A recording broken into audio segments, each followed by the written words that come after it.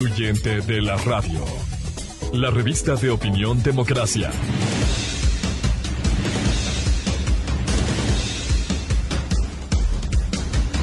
A esta hora, la revista de opinión Democracia presenta Miguel Rivadeneira. Los protagonistas, las entrevistas, la búsqueda de la verdad. Miguel Rivadeneira, en la revista de opinión Democracia.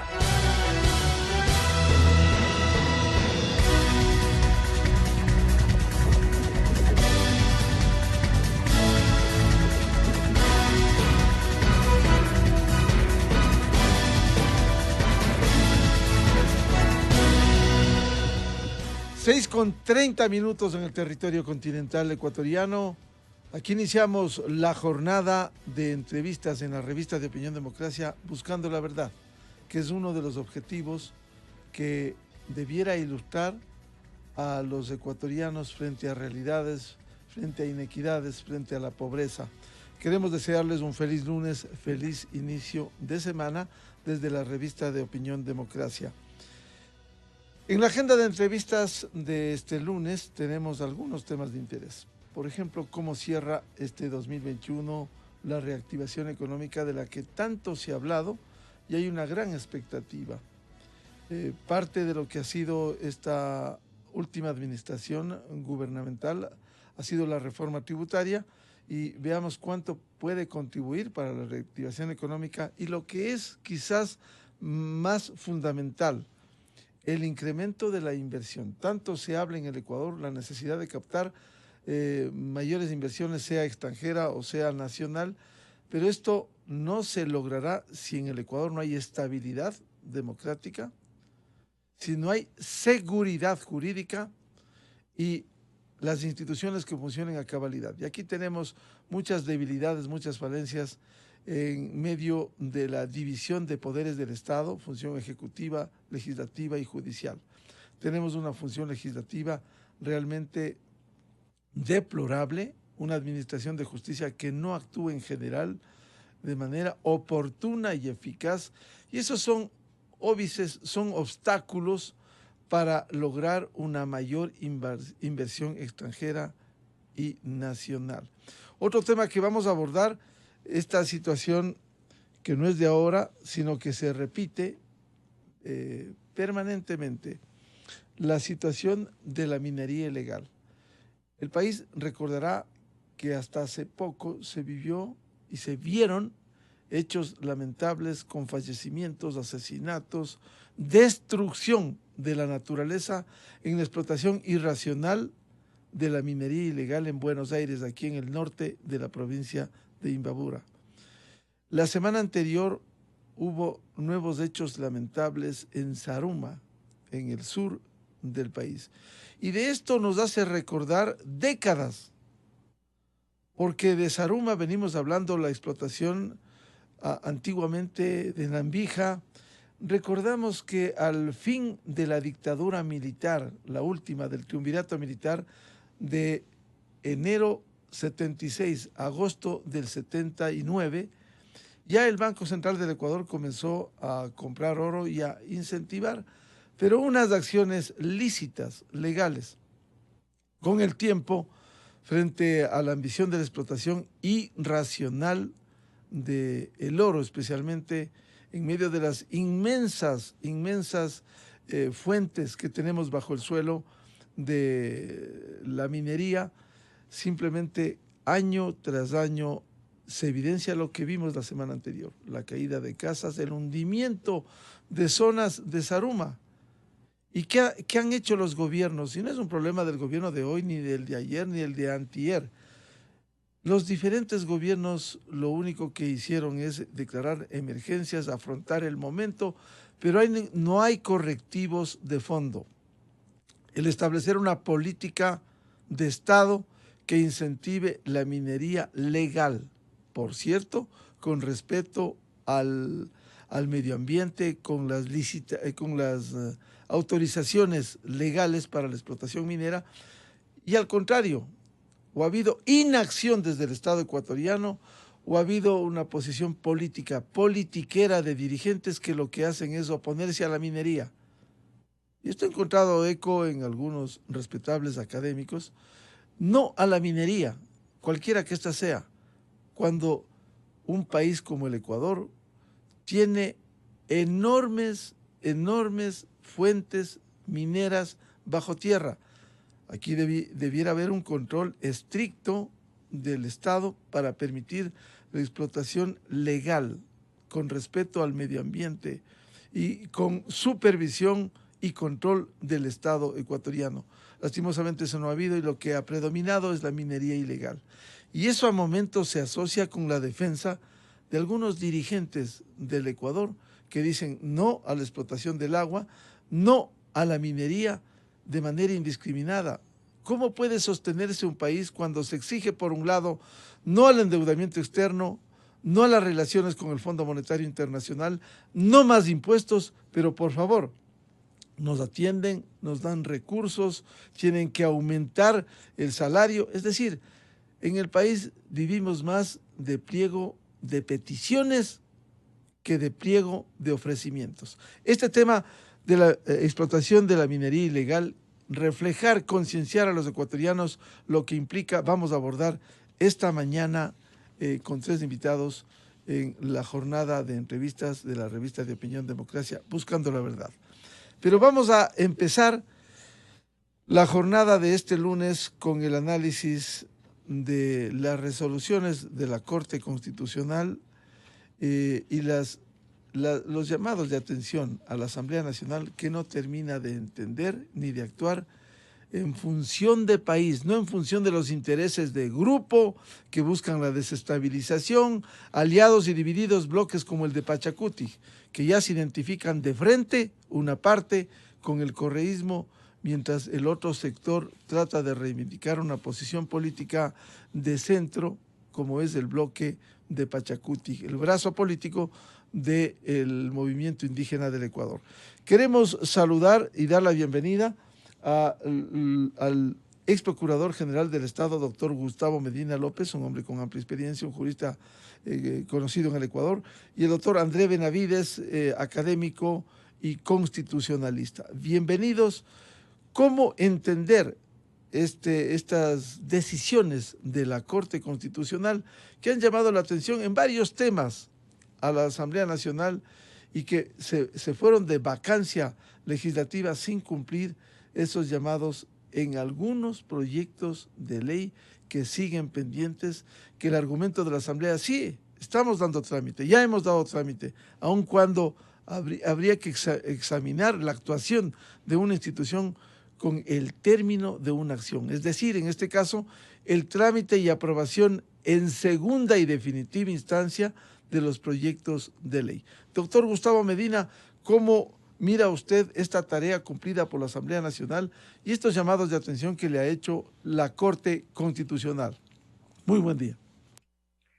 Buenos días, Miguel. Gracias por la invitación. Un placer compartir este espacio democrático con el colega doctor Benavides. En lo que hace a su inquietud, yo estoy seriamente preocupado por esta deuda cada día más creciente de la Asamblea Nacional para cumplir el rol que le corresponde en la creación, en el perfeccionamiento de la democracia. Como usted ha notado, la Corte Constitucional ha hecho varios exhortos, yo les llamaría conminatorios, a la Asamblea Nacional para que dicte leyes necesarias para el desenvolvimiento nacional y sobre todo para la consecución de un valor trascendente que es la paz pública. Me refiero, por ejemplo, al tema del aborto que en el orden doctrinario se le llama terapéutico. Me refiero al uso progresivo de la fuerza. Me refiero al establecimiento del dolo, la negligencia y el error inexcusable, para no citar sino unos pocos ejemplos. En el primero, en el relativo al aborto, la Corte Constitucional declaró inconstitucional una frase precisamente de la disposición que se refiere al aborto y exhortó para que por la vía de la Defensoría del Pueblo, la Asamblea Nacional conozca y apruebe una ley que complemente esa disposición.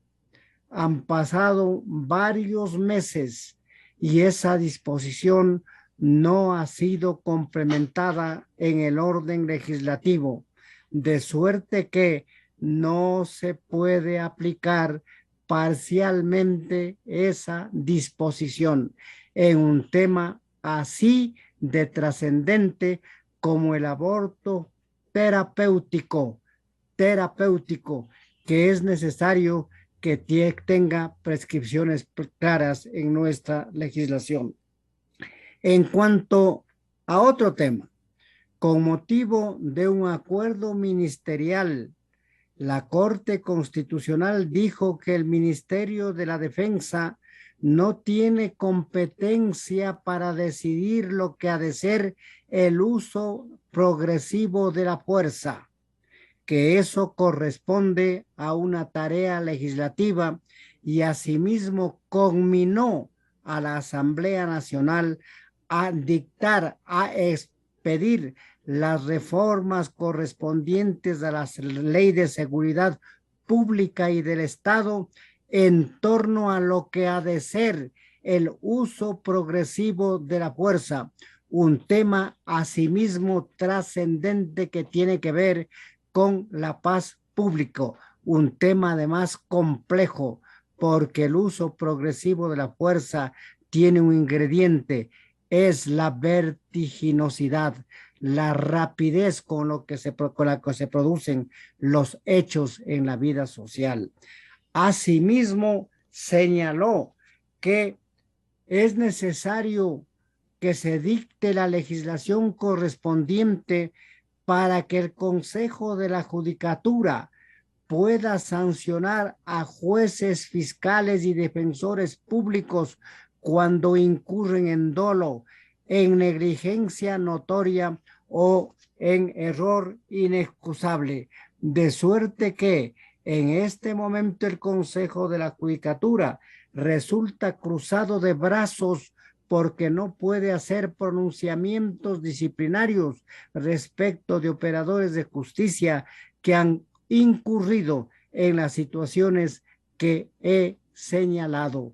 Esto tiene que ver con la administración de justicia, con la eficacia de la administración de justicia, que crea asimismo un valor de veras importante al que usted hubo de referirse hace un instante. Me refiero a la paz, a la seguridad jurídica. Todos estos aspectos son estos y otros. No he puesto sino ejemplo. Otros que la Asamblea Nacional, el Parlamento de la República, está en deuda frente al país, lo cual incrementa el deterioro de la democracia que debemos preservarla a toda costa. Bienvenida, doctor André Benavides, jurista, académico, constitucionalista. ¿Cómo ve estas deudas pendientes al cierre de este año y se fueron de vacancia legislativa sin haber cumplido con todos los mandatos? Unos de ellos, los exhortos de la Corte Constitucional. Muy buen día, André. Buenos días, estimado Miguel. Un cordial saludo para el doctor Gustavo Medina y, por supuesto, para todos los ciudadanos que nos escuchan a través de Radio Democracia. A ver, yo creo que aquí hay que tomar en cuenta varios actores dentro de estos incumplimientos. El primero de ellos es la Corte Constitucional. ¿Por qué, Miguel? Porque, como bien lo señalaba el doctor Medina, La Corte Constitucional ha emitido exhortos. Muchas veces los exhortos no tienen fuerza vinculante y por eso vemos una Asamblea Nacional que es omisiva y que no trata aquellos proyectos que requiere el país para ejercer derechos fundamentales. Entonces aquí no es una cuestión solo de la Asamblea Nacional, sino en la forma como han sido redactadas esas sentencias. Entonces la Asamblea Nacional ante un exhorto podría hacer caso omiso y obviamente no cumplir. En otros casos, la Corte Constitucional sí ha dicho, sí ha dispuesto a la Asamblea Nacional la expedición de una ley, pero también tiene sus dificultades y deficiencias. En algunos casos no se establece plazos. Claro, entonces la Asamblea Nacional te va a decir, oye, como no me establece plazos, yo me puedo demorar 1, 2, 3 o hasta 5 años, como fue en el caso de la ley reformatoria a la ley de seguridad social en lo que tiene que ver con la integración del Consejo del IES. En otros casos, estimado Miguel, está tan mal redactada la sentencia que establece que la Asamblea Nacional debería conocer y tramitar las leyes, mas no aprobar. Ejemplo de aquello es la ley para interrumpir el embarazo en casos de violación. A la Asamblea Nacional se le dice conocer y tramitar el proyecto de ley, no se le dice aprobar. Entonces, claro, la Asamblea Nacional puede decir, miren, tengo un informe para primer debate, se está tramitando, se está debatiendo y yo no he incurrido en una mora constitucional. Entonces aquí no solo es un tema de responsabilidad de la Asamblea Nacional, sino en la forma como han sido expedidas esas sentencias de la Corte Constitucional y tienen deficiencias. Primer punto, estimado Miguel. Ahora vamos al segundo punto. Aquí también tiene participación los presidentes de la República. La Asamblea, la Corte Constitucional, principalmente en 2 casos, dispuso al presidente de la República que presente proyectos de ley. En el primer caso, usted recordará, Miguel, que la Corte Constitucional ya le dijo al presidente Moreno, usted ya no puede decretar más estados de excepción por el tema de COVID-19 y usted tiene que enviar a la Asamblea Nacional un proyecto de ley que regule la limitación, la restricción de los derechos de libertad de tránsito y los derechos de reunión. Y de esa manera, a través del régimen ordinario, usted puede contener esta pandemia por COVID-19.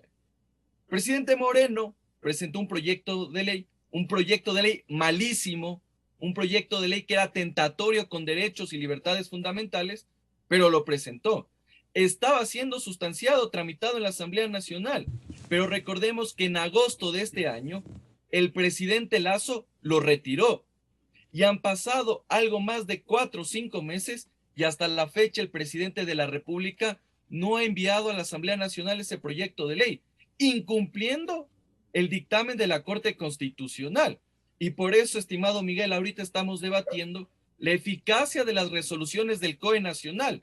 El COE Nacional no puede limitar ni restringir derechos fundamentales.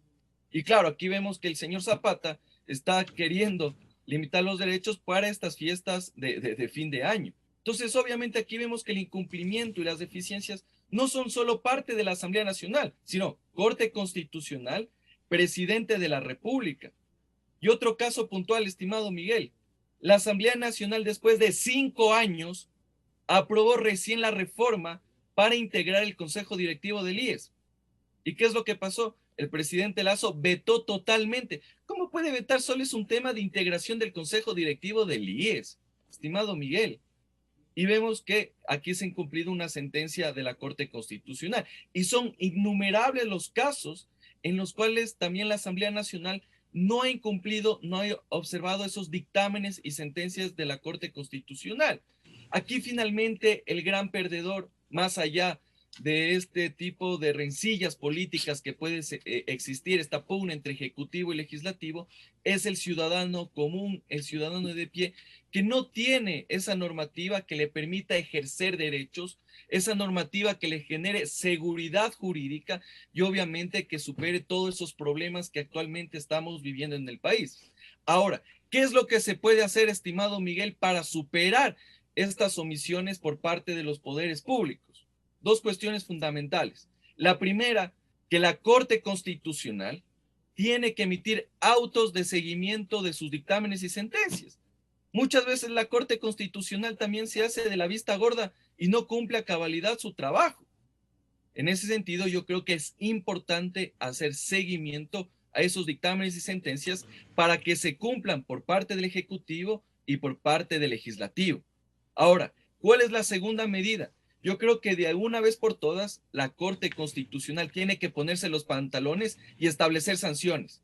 De acuerdo al artículo 84 del Reglamento de Sustanciación de Competencias de la Corte Constitucional, el incumplimiento de dictámenes y sentencias trae como consecuencia la destitución.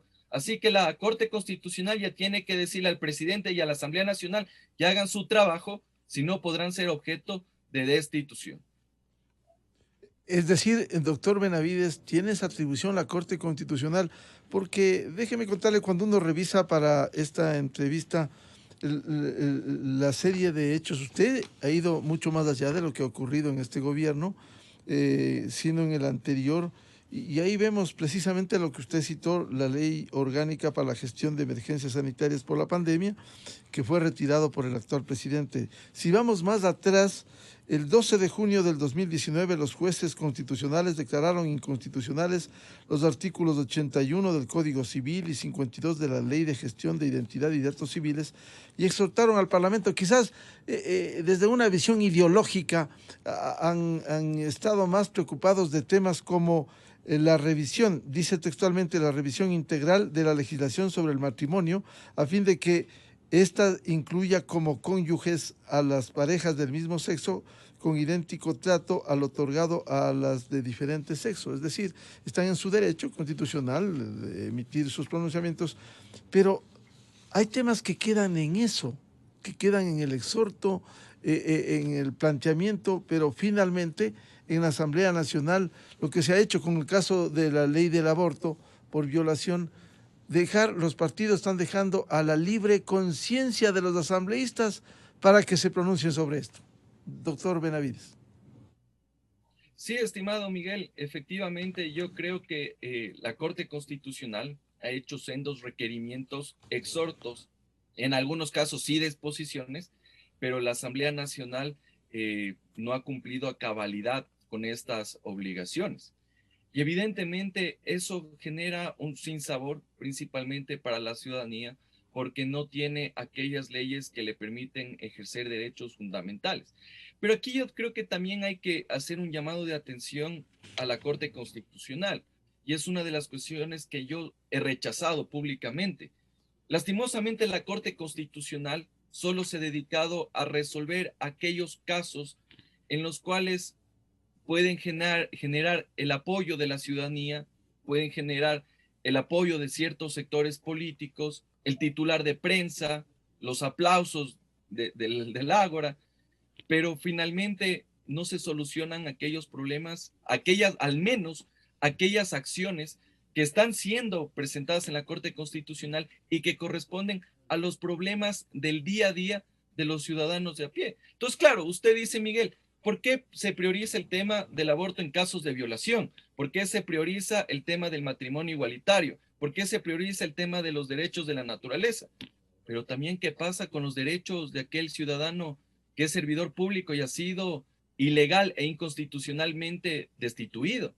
¿Qué pasa con aquellos casos en los cuales se han presentado acciones extraordinarias de protección y ya han pasado 3, 4, 5 años y no hay una sentencia por parte de la Corte Constitucional? Y para quienes estamos litigando en materia constitucional y todos los días presentamos acciones ante la Corte, vemos que claramente nuestros clientes están siendo afectados en sus derechos. Porque claro, el caso de ellos sí tienen que hacer la cola, pero en cambio hay otros casos puntuales, no sé si con una agenda personal, una agenda política, eso sí se prioriza y obviamente tenemos una sentencia lo más pronto posible. En todo caso, yo creo, estimado Miguel, que también aquí la Asamblea Nacional tiene que actuar sin afectos ni desafectos y dejar por un lado algunas posiciones de carácter ideológico, porque aquí no tiene cabida pensar que la posición personal que tiene un legislador puede afectar lo que está disponiendo tanto la Corte Constitucional como lo que está esperando la ciudadanía. Porque claro, yo también estoy escuchando algunas voces por parte del Parlamento que no quieren aprobar la normativa. Aquí no es cuestión de no aprobar la normativa porque yo quiero, porque no estoy de acuerdo. Existe una sentencia, existen fallos de la Corte Constitucional que deben obligatoriamente ser cumplidos. Pero si vemos que una Corte Constitucional no te hace el seguimiento, aún no ha establecido sanciones, obviamente que el legislador se le va a burlar a la cara a los 9 jueces de la Corte Constitucional. Entonces yo creo que hay que tomar los correctivos necesarios. Y en el tema que usted mencionaba, estimado Miguel, de la pandemia, yo creo que es imperativo que salga esa ley. En otras legislaciones, en otros países, ya se lo ha hecho. Y obviamente que eso le genera certeza y seguridad jurídica a la ciudadanía. Porque, por ejemplo, en el caso de Alemania ya se estableció una ley justamente para restringir los derechos en tema de pandemia. Y claramente sabes que ante tal porcentaje, tal tasa de contagios, ya se pueden limitar los derechos. En cambio, aquí estamos supeditados a la discrecionalidad, a la arbitrariedad de las autoridades para saber cuándo se restringe o no una libertad fundamental.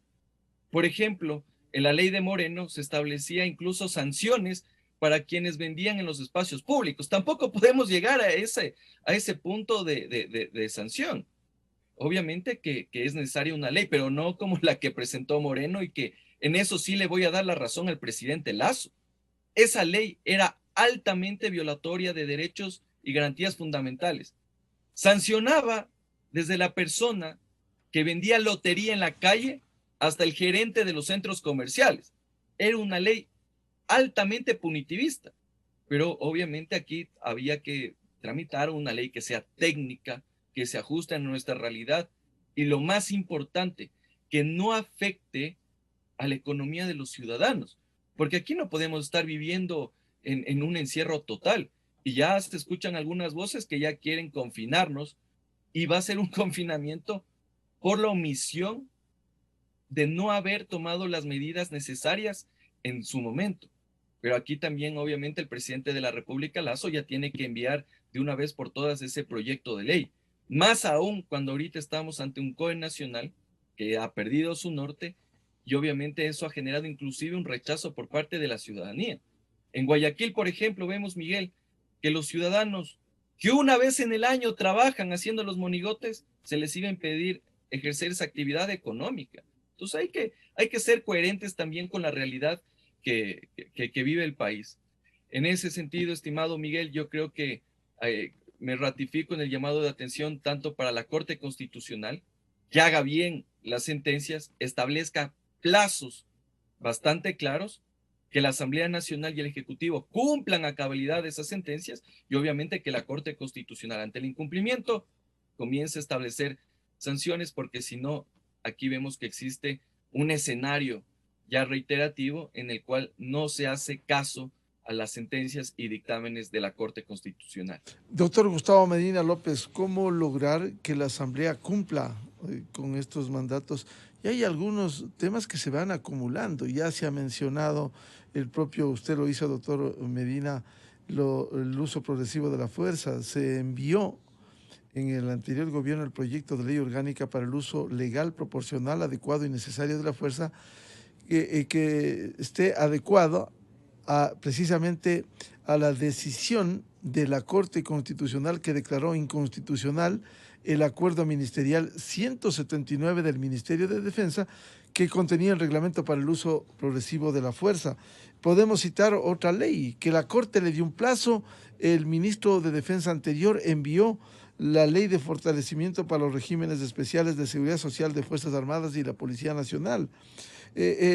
Otro trámite pendiente con disposiciones reformatorias a la Ley Orgánica de Educación Intercultural. Podemos seguir con la larga lista de mandatos, de comunicaciones de la Corte y prácticamente lo que hace la Asamblea Nacional, seguir pensando en la desestabilización, el caos, en votaciones que nada redundan en lo que los ecuatorianos quieren de soluciones concretas. Doctor Medina. Creo que hay que enfatizar en el tema que se ha tocado esta mañana. La responsabilidad compartida de las diferentes instancias del Estado.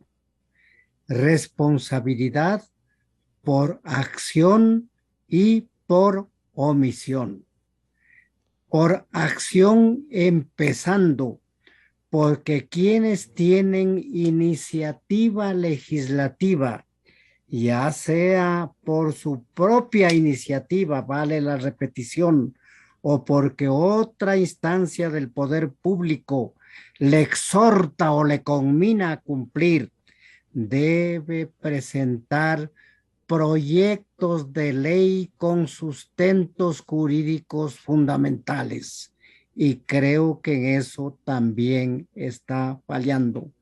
Como también no todo lo que ha hecho la Corte Constitucional es perfecto.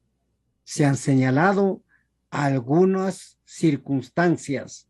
Hay necesidad de tener rigor en la redacción de las sentencias, pero también hay que necesidad de tener rigor en el seguimiento del cumplimiento de esas sentencias para efectos de establecer las responsabilidades condignas a ese incumplimiento, que como se ha señalado, hasta puedo llegar a la destitución.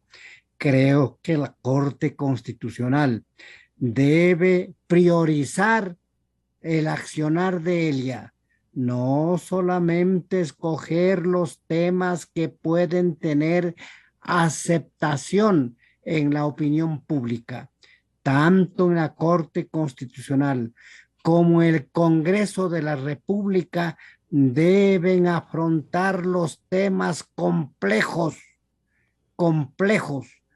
que requieren estudio, que requieren meditación. Y aquí está uno de los vicios, lamentablemente, que el activismo político del que no está exenta la propia Corte Constitucional. El activismo político piensa que simplemente hay que ir al Parlamento a exhibir sus dotes oratorias, entre comillas, sin haber leído nunca ni siquiera un libro y ni siquiera el título preliminar del Código Civil. Legislar es una tarea de veras seria, que entraña conocimientos científicos y técnicos, que entraña conocimientos de realidades nacionales e internacionales, para poder con esas experiencias dictar leyes claras, sabias, no con el cúmulo de contradicciones e incoherencias con los que se han dictado los cuerpos legislativos de algunos años a esta parte. No hay otra solución que pedirles a cada uno de los miembros de los poderes públicos que sientan la responsabilidad republicana de cumplir con sus deberes. Los legisladores, antes que dedicarse a discutir con bien bombos y platillos exhortos también como aquellos del SEADI o cualquier otro tema, deberían abordar los temas que usted ha señalado, que todavía se ha quedado muy corto en cuanto a la variedad y complejidad de esos temas. Deberían preparar por su propia iniciativa proyectos sin necesidad de esperar ni iniciativas ajenas. Esto no quiere decir que el presidente de la República deje de ejercer esta tarea trascendente, porque el presidente de la República tiene inclusive una potestad de iniciativa exclusiva, exclusiva como en materia tributaria. No puede ocurrir lo lo que sucedió hace poco tiempo. La Asamblea omitió el debate de lo que se ha venido llamando la ley tributaria y con todos sus vicios y excesos está en vigencia. Vicios y excesos que hay que atribuirlos precisamente al órgano legislativo que no supo cumplir en su momento con su deber de analizar la ley, de procurar evitar los excesos de la ley, de procurar que la ley sea lo más clara con el propósito de que no hayan dos y tres interpretaciones que se prestan a los abusos de la burocracia. Todos estos temas están en el tapete de la discusión y no dependen, lamentablemente, sino de la responsabilidad moral, de la responsabilidad cívica, de la responsabilidad ciudadana, republicana, de quienes han aceptado el ejercicio de un cargo público que no es simplemente el instrumento para crecer sus enanas estaturas, sino para cumplir deberes serios frente al destino del país. Al no haber tiempos, doctor Medina, ¿esto pudiera quedar en eso? En la actuación libre de la Asamblea que apruebe cuando desee o en términos comunes, cuando le dé la gana aprobar estas leyes?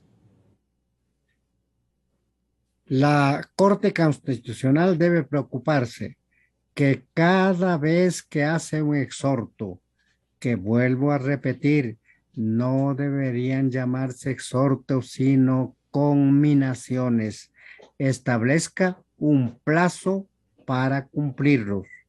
Estar pendiente del transcurso de ese plazo y si es que no se ha cumplido oportunamente, establecer las responsabilidades.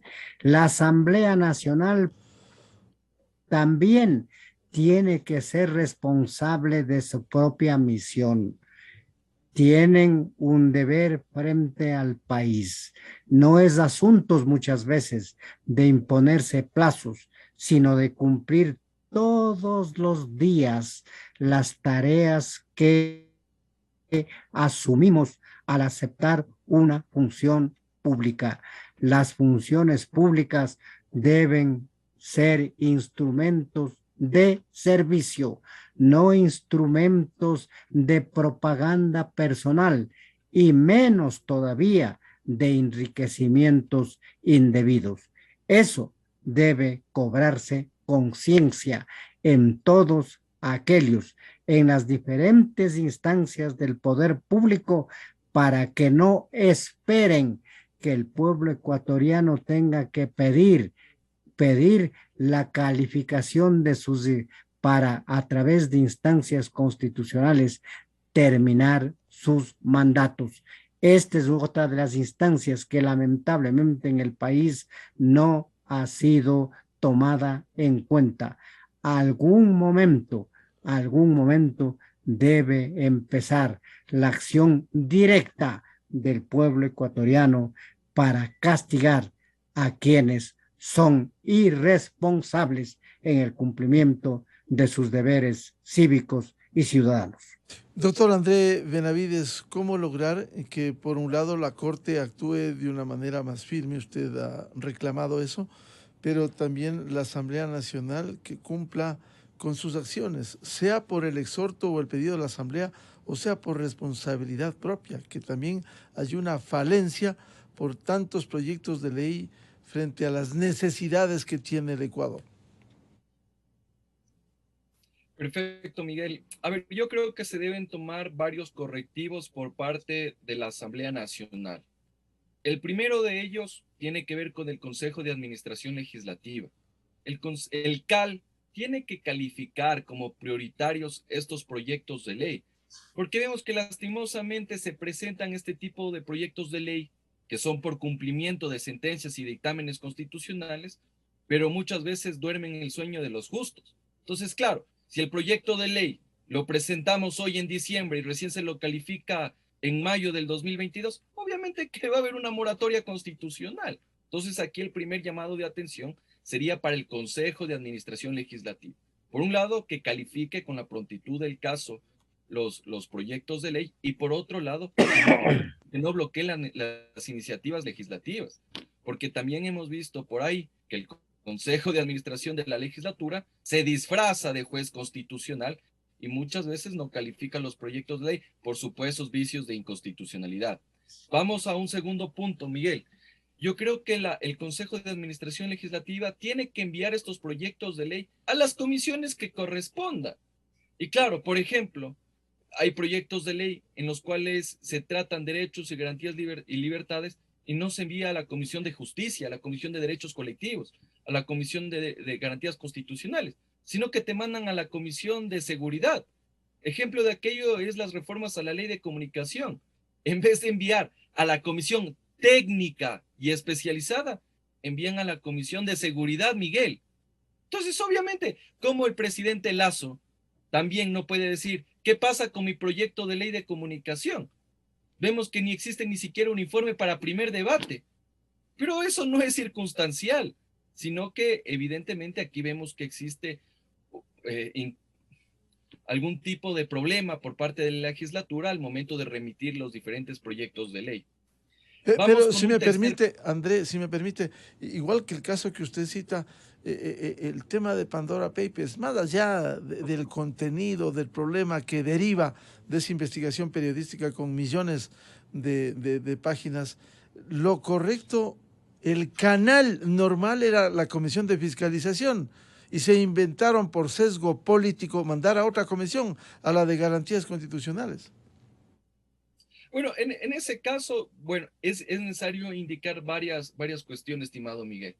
En efecto, la Comisión de Fiscalización ya conoció ese tema y debía, evidentemente, continuar con ese proceso. En eso estoy de acuerdo. Ya aquí una instancia legislativa comenzó con ese proceso de fiscalización. Pero lo que sí también hay que decir, estimado Miguel, es que cualquiera de las 15 comisiones y cualquiera de los 137 asambleístas tienen competencias y atribuciones para fiscalizar e investigar las diferentes actuaciones de los poderes públicos. En ese sentido, la Comisión de Garantías Constitucionales sí tenía competencia para hacerlo. Pero vemos nuevamente, estimado Miguel, que no cumplieron su deber a cabalidad, de manera técnica. Si vemos ese informe que emitió la Comisión de Garantías Constitucionales, obviamente contravenía cualquier lógica e inclusive disposiciones de orden constitucional. Entonces, por eso es el llamado, Miguel, de que tanto los proyectos de ley como los procesos de fiscalización se remitan a las comisiones correspondientes. Entonces, si queremos fiscalizar, por ejemplo, ahora que estamos viendo el socavón en Zaruma y que ya se van a iniciar procesos de fiscalización y control político, no van a mandar a la Comisión de Derechos Colectivos, no van a mandar a la Comisión de Salud, a la Comisión de Soberanía Alimentaria. Tienen que mandar, obviamente, a las comisiones correspondientes, como sería la Comisión de GATS o lo que tiene que ver con temas de sectores estratégicos. Entonces, aquí también hay que hacer el llamado a la Asamblea Nacional, porque muchas veces, por cálculo político, claro, van a la comisión donde se le va a dar el trámite prioritario, o van a la comisión donde se va a bloquear la iniciativa legislativa de fiscalización. Entonces, obviamente que eso genera problemas. Ese era el tercer punto que quería tocar, estimado Miguel. Ahora vamos con un cuarto punto. Yo creo que dentro de las comisiones de la Asamblea Nacional se tiene que hacer un trabajo técnico, un trabajo objetivo, ya que muchas veces esos proyectos de ley, en lugar de ser respuestas adecuadas, tanto para los requerimientos de la ciudadanía como para las disposiciones de la Corte Constitucional, vemos que tienen su sesgo político, su sesgo ideológico, que está bien, en democracia está bien, y no podemos desconocer la esencia política y deliberativa de la Asamblea Nacional. Pero obviamente que tú tienes que hacer leyes que sean altamente técnicas, que sean aplicables, porque ¿qué es lo que va a ocurrir? Emites leyes y al final del día no son aplicables por la deficiencia de técnica legislativa. Y eso es uno de los problemas que nos ha tenido concentrados no solo esta legislatura, sino la anterior. La anterior tenía bastantes problemas técnicos. Y obviamente que te llega la ley y el Ejecutivo, los funcionarios judiciales te dicen, oye, yo no puedo aplicar esto porque esta ley tiene contradicciones. Caso claro es, por ejemplo, las reformas al Código Orgánico Integral Penal. Vemos que existen contradicciones en la propia ley. Entonces tampoco no puedes culpar de esto a los operadores de justicia, de que a los delincuentes los dejan libres al siguiente día, si obviamente está mal redactado el texto normativo. Y un cuarto elemento, estimado Miguel, yo creo que aquí hay que hacer también un llamado de atención al presidente de la República para evitar lo que hacía el señor Moreno. Usted recordará, Miguel, doctor Medina, que el señor Moreno, para lavarse las manos en los temas conflictivos, vetaba totalmente las leyes. Y claro, la Asamblea Nacional pasaba 3, 8 meses debatiendo una ley para que al final del día el presidente Moreno te vete totalmente los proyectos de ley con un cálculo político, por una animadversión con la Asamblea Nacional. Entonces yo creo que también hay que hacer un llamado de atención. Afortunadamente en el gobierno del presidente Lazo no ha ocurrido aquello. Creo que el presidente Lazo al menos ha enviado textos alternativos a los proyectos de ley de la Asamblea Nacional, lo cual permite mejorar, afinar el articulado, pero hay que también hacer este tipo de previsiones para que no ocurra lo que ya pasó en el gobierno de Moreno, que bloqueaba totalmente con estos vetos presidenciales. Así también no hacer ese uso abusivo que hizo el presidente Moreno con las objeciones por inconstitucionalidad. Recordemos que las papas calientes, los temas candentes, el presidente Moreno nuevamente se lavaba las manos y enviaba a la Corte Constitucional indicando que por ahí había algún vicio de inconstitucionalidad, cuando no había. Entonces, ese tipo de cuestiones también tenemos que analizarlo. Pero aquí hay un tema que ya no puede ser controlado ni siquiera por la ciudadanía ni la Corte Constitucional, que es el tema del timing político y obviamente diferentes, llamémoslo así, pugnas que existen al interno de la Asamblea Nacional. Y yo creo que ya hablando de un tema inherentemente político, no podemos dejar de advertir que la actual configuración de la Asamblea Nacional no permite generar un escenario de gobernabilidad, un escenario para aprobar las leyes, porque evidentemente no existe una mayoría consolidada en la Asamblea Nacional. Usted al inicio de esta entrevista, Miguel, hablaba de que ya existe un fraccionamiento, por ejemplo, del bloque de Pachacuti. Y obviamente eso genera una atomización dentro de la Asamblea Nacional, tanto en las comisiones como en el Pleno de la Asamblea Nacional. Y por eso vemos que las leyes no se aprueban, con las justas llegan a esa mayoría absoluta y en otros casos, de manera irresponsable, y eso sí lo digo yo, de manera irresponsable, los proyectos de ley pasan por el Ministerio de la Ley. Yo creo que hubiera sido necesario, por ejemplo, la última ley económica urgente, que tenga algún tipo de ajuste, de corrección por parte de la legislatura, que las cuestiones que estaban correctas, que beneficiaban a la ciudadanía, se les mantenga en el proyecto de ley económico urgente que presentó el presidente Lazo, y aquellas cuestiones que eran negativas, que podían afectar el bolsillo de la clase media de los ciudadanos, debían ser sacados o mejorados en el texto normativo. Pero al final del día, obviamente esta atomización de fuerzas políticas al interno de la Asamblea Nacional allanó el camino para que este proyecto de ley entre por el Ministerio de la Ley, lo cual me parece una irresponsabilidad, porque obviamente aquí las fuerzas políticas le dieron la espalda a los ciudadanos, no cumplieron con ese deber al menos cívico con sus mandantes de dar una ley buena, una ley bien redactada y que obviamente se ajuste a esas realidades, expectativas, necesidades, requerimientos que tenemos los ecuatorianos. Entonces aquí también hay que analizar el tema político, estimado Miguel, porque obviamente esta Asamblea Nacional más se ha dedicado al tema de la depuración interna, con el tema de los actos de corrupción, a sancionar a determinados asambleístas, a censurar políticamente a funcionarios que ya no están ejerciendo el cargo, pero en el tema legislativo sí nos están quedando debiendo, tanto porque no tramitan de manera adecuada los proyectos de ley, pero también porque no hay condiciones políticas al no existir una mayoría que permita aprobar esos cuerpos normativos. Sí, efectivamente, a sancionar, a depurar la asamblea, pero también a proteger a diezmeros, como fueron señalados, que cobraban a sus colaboradores. Bien, quiero agradecer por ilustrarnos sobre estos mandatos de la Corte Constitucional incumplidos en la Asamblea Nacional, en donde responsabilidad compartida por los hechos que finalmente quedan pendientes ante el Ecuador. Muchas gracias al doctor Gustavo Medina López y al jurista André Benavides. Su aporte muy importante, señor ex procurador del Estado y señor doctor André Benavides. Muy buen día. Gracias por la invitación. Muchas gracias. 7:20 minutos en el territorio continental ecuatoriano, aquí buscando la verdad, todos los días en la revista de Opinión Democracia. Vamos a hacer una pausa publicitaria y ya volvemos para analizar. Saruma se hunde por la minería ilegal. Invitadas, la directora de la Cámara Nacional de Minería, María Eulalia Silva, el ex director de esta Cámara, el doctor Santiago Yepes, y el periodista Franklin Soria. Miguel Rivadeneira en la revista de Opinión Democracia. Bienvenidos al microinformativo de la hora. Lazo, junto a sus ministros y autoridades de la Secretaría de Riesgos, se reunió con los moradores afectados en Saruma. El presidente les dijo: tengan absoluta certeza que todos los recursos del gobierno estarán aquí presentes para solucionar la situación. No solo la de la emergencia puntual de la calle Colón, sino buscar una solución estructural y definitiva para que la zona